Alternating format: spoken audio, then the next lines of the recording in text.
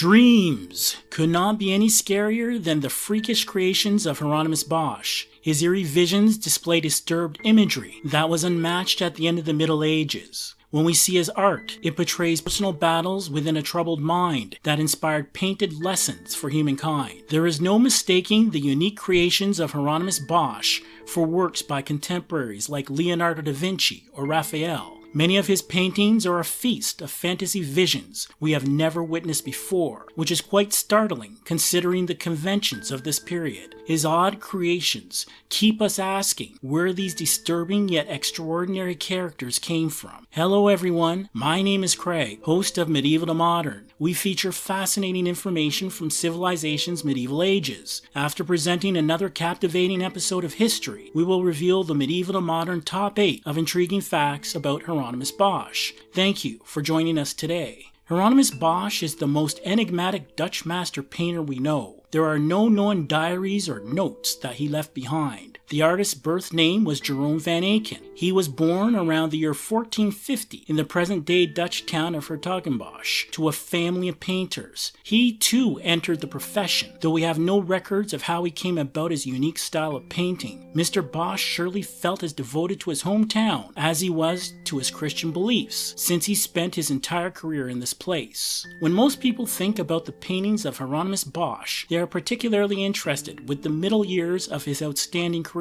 During that period, Mr. Bosch produced the masterpiece for which he is most celebrated, the Garden of Earthly Delights. This famous creation was estimated to have been made between 1490 to 1510. There have been numerous detailed descriptions of this one-of-a-kind painting written over the centuries. Though what is the source of Hieronymus Bosch's haunting depictions? The Garden of Earthly Delights is a triptych oil painting on a surface of 3 oak panels. When opened and looking left to right, we see the first panel. Its biblical scene is referred to as the joining of Adam and Eve, or paradise in the Garden of Eden. It is the middle panel by which the triptych is known, the Garden of Earthly Delights. Here we see a wide assortment of humankind behavior, free of any moral restrictions. Included in the middle scene are naked frolicking and engagement in various biblical sins. The right panel, referred to as hell, is a carnival of torture and punishment by demon-like figures. There are images of horrible imprisonment, along with numerous grotesque mutilations and painful retributions for sin. When the side panels are closed, another image painted in grisaille is revealed. It is referred to as creation of the world. Keeping with this artist's strong faith, it reveals God's shaping of earth after 3 days. Looking further into this painting, we note underlying themes of sin, fear, death, and punishment are continuously explored.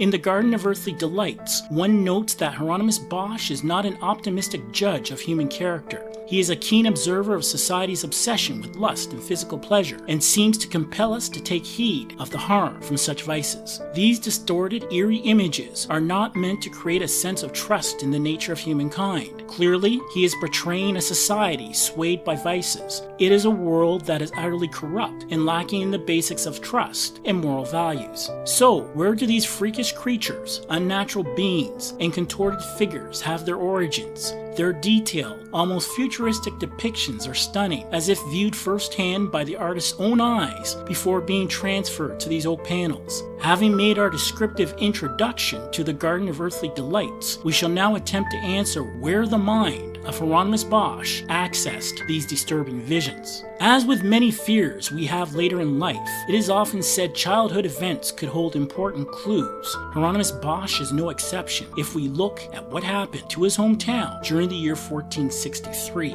It was at this time his beloved town experienced a major fire which destroyed 4,000 homes. There is nothing like towering flames causing massive destruction of familiar places to lose your sense of security. This major fire could have led to a mistrust of security in society and surroundings which he carried from this traumatizing event into his paintings. Continuing a focus on his early life leads to a second possible source for the grotesque creatures of Hieronymus Bosch. In the Middle Ages, bread was a daily staple for most households. In his town, rye bread would have been a common variety. Ergotism is a form of poisoning from ingesting alkaloids present in grains, especially rye, that have been infected by the Claviceps purpurea fungus. This ailment was common in medieval Netherlands and known as St. Anthony's fire. We know Hieronymus Bosch depicted this saint over 20 times in his paintings. Could ergot poisoning have produced the wild hallucinations which powered his surreal creations? His macabre, vivid depictions and warped images painted with energetic brushstrokes suggest a mind heavy with tortures of the mind. Vivid hallucinations dealing with fire are common with ergot poisoning. The Temptation of St. Anthony, another of his famous triptychs, shows a city on fire, a sign of the protection granted by St. Anthony against ergotism. The one wonders how the artist could have made these detailed paintings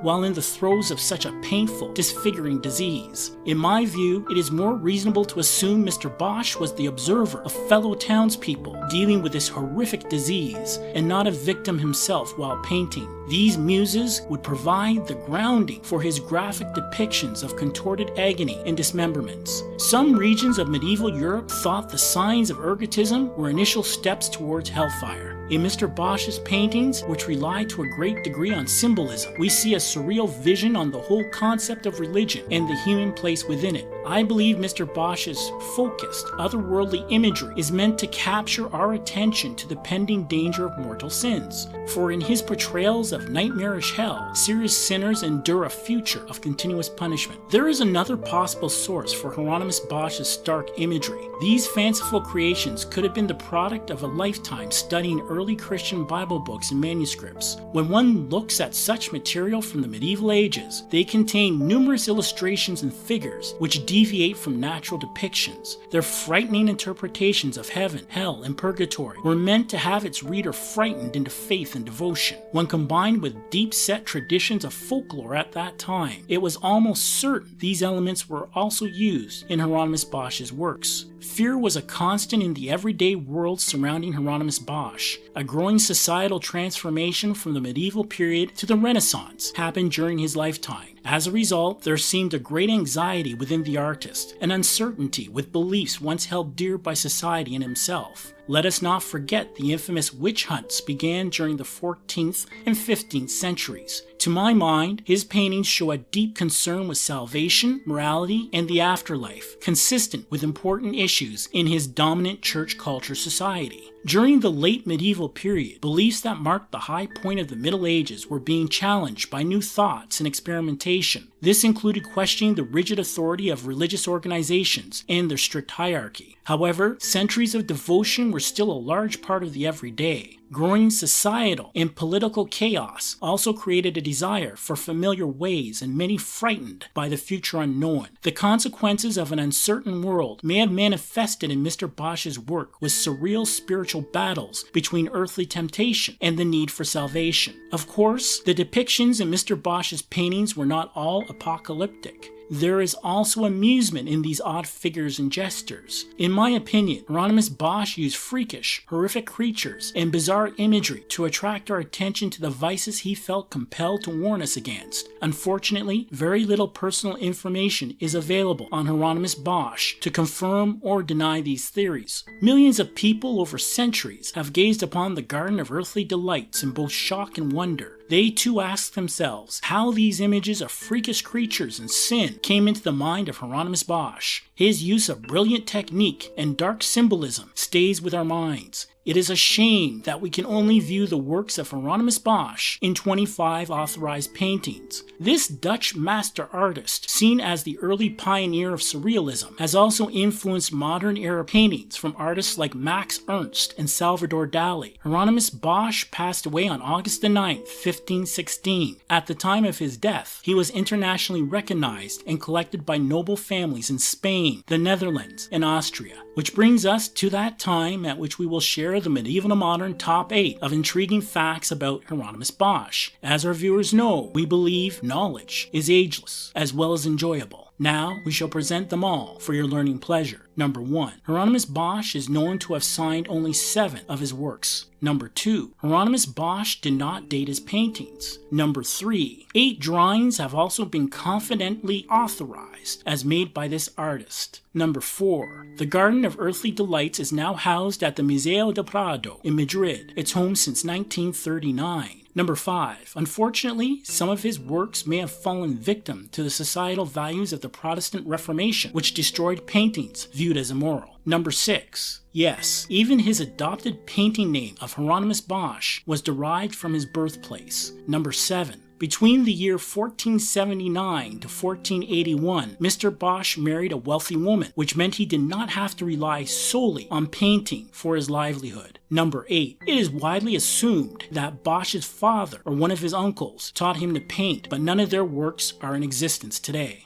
Art is beautiful, inspiring, and uplifting. Mysteries are exciting, making the amateur detective within you try to solve events which have left everyone else in wonder. Though when you combine art and mystery through one of the medieval period's most analyzed paintings, it takes our curiosity to new heights of interest. Welcome to the fascinating mystery of the Arnolfini portrait. During the Flemish primitives' artistic period, one painting was created which to this day both mystifies and delights those fortunate enough to gaze upon its genius. When one admires the Arnolfini portrait, its striking composition makes your heart race in genuine appreciation of true artistic talent. No other recognized medieval painting has drawn so many important questions as the Arnolfini portrait. Who are these people? What is the painting about? And why can we still not answer vital concerns about its many symbols and secrets? Hello everyone, my name is Craig, host of Medieval to Modern. We feature fascinating information from civilization's medieval ages, which entertains and provides knowledge for our audience. The Arnolfini portrait is an oil painting by Jan van Eyck, which holds many secrets within its masterful brushstrokes. As we begin our quest for answers to its mysteries, we should remember that a gifted medieval artist like Jan van Eyck left no details to chance. Though with this complex painting, where does symbolism give way to deeper personal meanings upon which the viewer should quietly reflect? To begin our journey, let us briefly learn about the artist himself. Highly respected in his time, Jan van Eyck enjoyed famous patrons who regarded his portraits as a desired status symbol. However, this Middle Ages painter is just as mysterious as the Arnolfini portrait. For instance, it is not known with certainty where and when he was born, or who he studied under to learn his stunning technique. Today we assume he was born into relative privilege, sometime before the year 1395 in the Flemish region of Belgium. He eventually settled in the thriving city of Bruges during 1429. While living in Bruges, Jan van Eyck enjoyed a successful artistic career until passing away on July the 9th, 1441. For such a famous artist, it is remarkable that only 20 of his paintings have survived. Now, let us dive into the ongoing mystery of the Arnolfini portrait by figuring out who these two people are. Over the years, there has been a number of possibilities, though today there are three main options. Either this is Giovanni di Arrigo Arnolfini and his wife Jean, as suggested in an 1857 book and an accepted assumption for more than a century afterwards. The second choice, which happened because the marriage of these two figures did not happen until 1447, 6 years after Jan van Eyck's death, is that it is Giovanni di Arrigo Arnolfini with an unknown first wife. Though it is the third possible scenario that Medieval to Modern favors and is gathering increasing support. The third proposal, which has been recently advanced by art theorists, is that the man is Giovanni di Niccolao Arnolfini and his first wife Costanza Trenta, who passed away in 1433. Why do we support this third scenario on the couple's identity and not scenarios with his cousin Giovanni di Arrigo Arnolfini? We feel compelling existing research and symbolism contained throughout this masterpiece agree with this option. There is also the striking resemblance of this man in another Jan van Eyck painting, Portrait of Giovanni di Niccolao Arnolfini, leading one to assume they are the same person. Based on that key assumption, we can move forward to further examination of the Arnolfini portrait. We should note that these are only theories, as no one can say with certainty the real answers to these questions. Unfortunately, the chances of retrieving correct responses were lost when Jan van Eyck passed away in 1441. At the time of this painting, Mr. Giovanni di Niccolao Arnolfini was a wealthy merchant based in Bruges, which at the time was an international trading center. Using the assumption this is a portrait of Giovanni di Niccolao Arnolfini and Costanza Trenta, the painting is not a wedding portrait, since they were married in 1426. However, this creates another oddity. Costanza Trenta passed away in 1433, 1 year before the painting was completed. So, does this mean the woman is not Costanza Trenta? Not necessarily. We note once again the year of Costanza Trenta's passing was 1433. This painting was completed in 1434. Looking at the meticulous detail in the painting, one notes the Arnolfini portrait was not made in a month. There was planning involved, and a painter such as Jan van Eyck would not rush a masterpiece, which leads one to ask if this painting could have been started in 1433 when Mr. Arnolfini's wife was still alive. Then, while this oil on oak board painting was in the process of being created, she passed away. If so, this painting may be a tribute to their past relationship, having changed its original purpose while Jan van Eyck was in the process of creating a more joyous scene. Again, this is proposed by art theorists who recognize this couple as Giovanni de Niccolao Arnolfini and Costanza Trenta. Looking at the lady's white linen headdress, it is a typical indication of a married woman at that time. Speaking of clothing, the obvious signs of prosperity in the amount, make, and tailoring of this couple's garments gives us no doubt about their financial position. Fur-lined robes, oranges, and carpeting are also shown to emphasize their possession of abundant wealth. Here is an understated display of overflowing bounty. From fur to expensive dyes used to color their clothes, they are dressed to define an emerging type of wealth which needed its own identity. With this growing merchant class, the idea of being born into nobility to possess wealth was facing a paradigm shift. Giovanni de Niccolao Arnolfini and Costanza Trenta clearly showed the fruits of commercial success.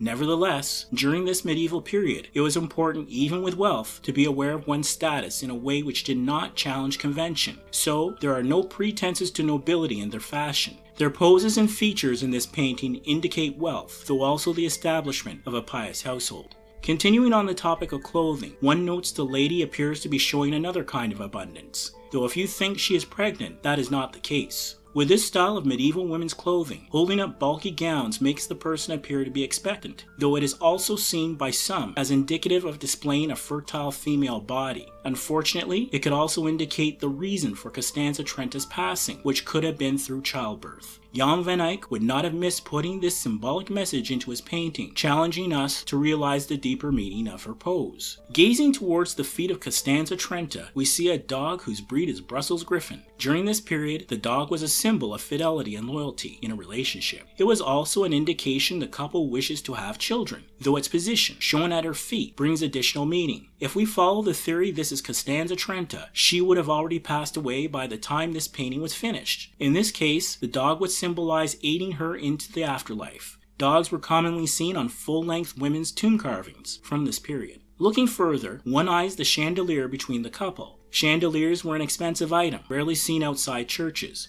Though look closer, the candle on his side is still burning to signify life, while on her side the candle is snuffed out. Does this signify her passing? The chandelier is also used to symbolize the couple's devotion to one Christian God through one lit candle. Below the chandelier, we feel as if this whole scene is being watched by a silent witness. It is that mirror positioned between this couple which provides even more intrigue. The mirror was a clever technique to link the painting scene to the outside world around it. Gazing with focus, we see 10 roundels surrounding the mirror. They are painted with scenes from the Passion of Christ in meticulous detail. Curiously, those scenes from after Christ's death and resurrection are on the roundel situated to Costanza Trenta's side of the Arnolfini portrait. As for the mirror itself, it hosts another mystery. The mirror reveals 2 other people in the doorway entering the room. Who are they? Why do they appear? Could it have something to do with Giovanni de Niccolao Arnolfini's raised right hand? Are they arriving to witness a solemn occasion or a vow? Or is Mr. Arnolfini greeting them as they enter the room? Above the mirror, written in Latin, is the phrase Jan van Eyck was here. It seems this is more than a painting signature, perhaps even a formal declaration.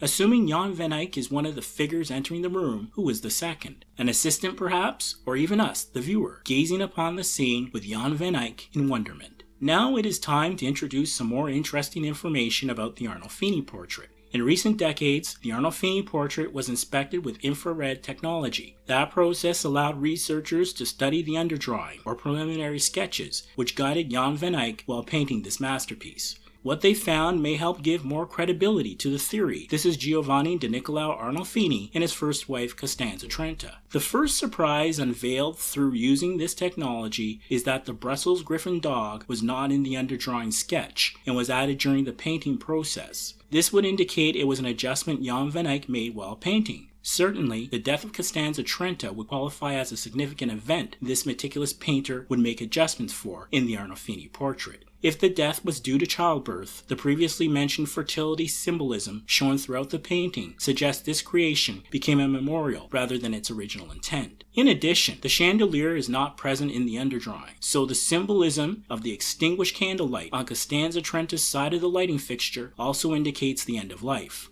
Again, this leads one to think Costanza Trenta passed away while Jan van Eyck was painting the Arnolfini portrait. Then, in memory of her passing, these symbols conveyed she had passed on. Even the bedhead, shown behind Costanza Trenta, contains a carving of Saint Margaret, who is known as the patron saint of childbirth. Once more, this item was not present in the underdrawing and was added while painting. Furthermore, infrared technology shows Mr. Arnolfini's hand was originally sketched outwards, as if in greeting. The adjusted positioning in the painting reminds one of the taking of a solemn oath or vow. Then, the people in the mirror could also be witnesses to this important occasion. The Arnolfini portrait is a relatively small painting, measuring 82 centimeters by 60 centimeters. However, this double portrait is without compare in the Middle Ages when one considers the many details of mystery contained within its meticulous canvas. Jan van Eyck shows his mastery of oil painting, perfecting its use in stunning ways. The exquisite use of brushstrokes, light, and meticulous detail make one feel the figures in this painting are lifelike, waiting for you too to enter their enigmatic story. Medieval to Modern believes the Arnolfini portrait poses more questions than answers, compelling us time and again to examine its intricate characteristics. To see this painting as a memorial portrait to the relationship between Giovanni di Niccolao Arnolfini and Costanza Trenta is only speculation, just like thousands of people have made their opinions known as to the meaning of this mysterious painting. The Arnolfini portrait was purchased by the National Gallery in London during the year 1842 and has remained there ever since. Be sure to watch our next episode or one shown at the end of this video. Also be sure to like, subscribe, comment, and spread the word about this channel so we can create more exciting content. I wish you good tidings as we remember that sharing knowledge has been a noble deed throughout the ages. And thank you for supporting us at Medieval to Modern.